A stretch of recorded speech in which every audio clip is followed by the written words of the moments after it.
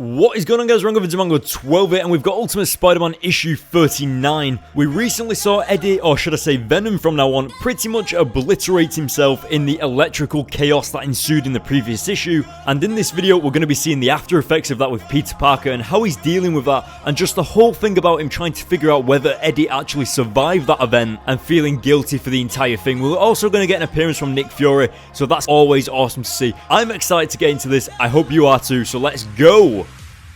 So when the issue begins, it kind of reminds me of, like the start of a TV episode, maybe something like Daredevil, the TV series.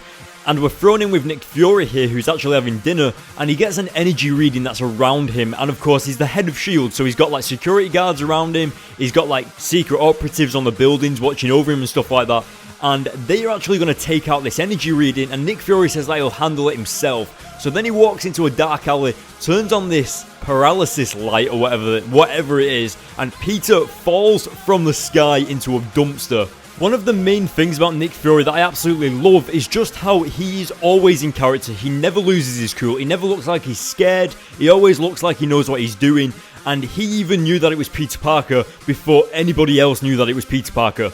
And Nick Fury just looks like he's always on the ball. It looks like he's always focused. He always knows what he wants and he knows how to get it. And that is awesome. Now, as you can see, Peter is kind of having a bit of a lash out with Nick Fury at the minute. He doesn't want his powers anymore. He knows that Nick Fury can take them away. But Nick Fury isn't going to do that because technically Peter's just having a bad day. He's had all that stuff with Mary Jane in his relationship. He's had Eddie Brock turn into a villain. He's had the death of his parents and Richard Parker's like videos and watching them all the time, and basically it's all just getting a little bit too much for him. And I love how there's an actual rule that if there's no body, then the guy's probably still alive. I mean, that's amazing. Of course, that's just something that Nick Fury has learned throughout the years of being part of S.H.I.E.L.D., that most of the time when there's no body, the guy is probably still alive, and that is what he's explaining to Peter right now. And Peter actually blurts out that Nick Fury told him that he was going to be a prisoner, and this is actually what I explained in the earlier issues of Ultimate Spider-Man. And what actually happened was, Nick Fury said, enjoy your youth, because when you turn 18, you're going to be his property. And Peter took that as him maybe going to jail or something like that. And what Nick Fury actually meant was that he was going to be joining the Ultimates, which are pretty much the Ultimate Universe's Avengers, along with Captain America, Iron Man, the Hulk, etc. And of course, that is a major thing for a superhero to have. For Peter, at the age of, 15 years old, to be already having a one-way ticket straight to the Ultimates team, that is awesome. Something that I've actually just noticed is that I kind of get the impression that Nick Fury is a little bit of a father figure right now to Peter Parker, mainly because he's just said right there, I've been there before, kid. It's called being a teenager. He understands what Peter's going through. All he's had is a bad day. He doesn't actually want to get rid of his powers. Obviously he does at the moment, but he'll know in the long run that it's worth keeping them. And Nick Fury totally understands that. He tells him to go home, have a shower, relax, and wake up and do better tomorrow. And I think that's literally the perfect advice for even people in real life, even you guys. Now, we know what Peter's like. What we on, issue nearly 40? And we know Peter pretty well. He is obviously not just going to go home and sit down and relax. He's going to go straight to Eddie's old flat dorm room or whatever it is in his university, and he's going to go and try and find him. And when he gets there, he finds his roommate actually cleaning up all of this rubbish in the room, and he discovers that Eddie's actually been there and got rid of all of his stuff and taken it out of there. So obviously, it's not like a confirmation that Eddie's still alive, but it's a pretty good guess right now that he is. So after Peter has spoken to Eddie's roommate, he's pretty much told that Eddie has always been an and Peter continues to further investigate this by going back into the lab where the suit used to be. And when he gets there, Dr. Kirk Connors is sat there waiting for him. Now, of course, he's a little bit drunk, but I love how he says, remember that I hold 3 doctorates.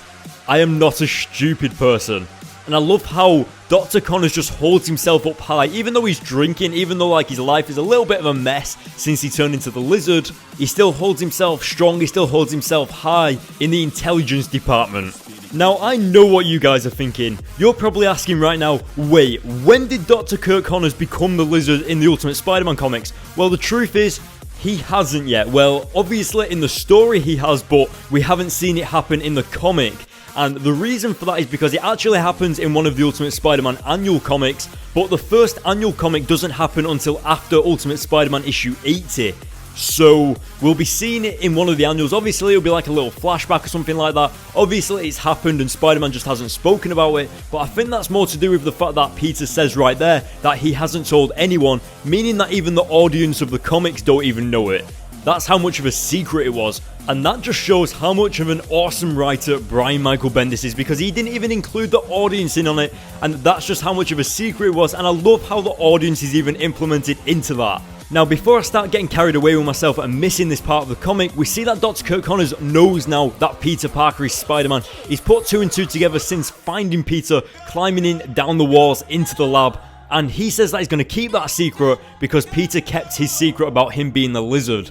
And he actually kind of offends Peter by saying that his dad was the whole start of this process about people trying to be better than what they actually are and messing with God's powers of giving people powers when they shouldn't have them. And I thought that was awesome. But as you can see, Peter has jumped out of there after Dr. Kirk Connors passed out from being too drunk, and actually gets a little sneak peek of Eddie actually standing on the rooftop following him. And when he turns around with his spider sense going off, he's gone, and Peter is left stood on the rooftop lonely, still feeling guilty for what's happened to Eddie Brock.